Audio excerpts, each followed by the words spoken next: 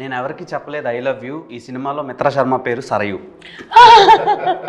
So Sarayu క్యారెక్టర్లో బయట మీరు చాలా లావిష్గా కనిపిస్తారు, సినిమాలో చాలా అమాయకమైన రోల్ చేశారు. Reasons behind that. And Geetanand గారితో రొమాంటిక్ సీన్స్ కనిపించినప్పుడు కొంచెం నాకు చాలా రియలిస్టిక్గా ఇన్వాల్వ్ అయిపోయాను. లేదు అలాంటివి ఏం లేదు, చాలా హర్ట్ అయ్యో.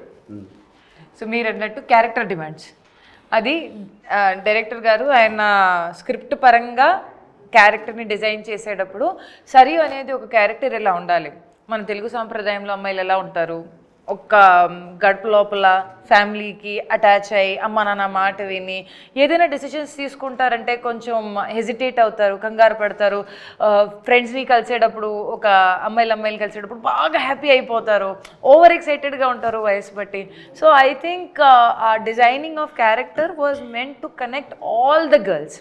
సల్వార్ సూట్ వేసుకొని కాలేజ్కి వెళ్ళి ఎవరైనా చున్నీ అంటే డ్రెస్ అంటే ప్యాంట్ షర్ట్ అంటే నువ్వు నన్ను ఎందుకు చూస్తున్నావు అన్నట్టు ఆ ఒక ఫీలింగ్లో భయం పడ్డం, లేకపోతే ఎక్స్ప్రెస్ చేయకపోవడం కూడా కొన్నిసార్లు ఉంటాయి ఈ విషయాలు. సో ఆ character is design like this and directors choice.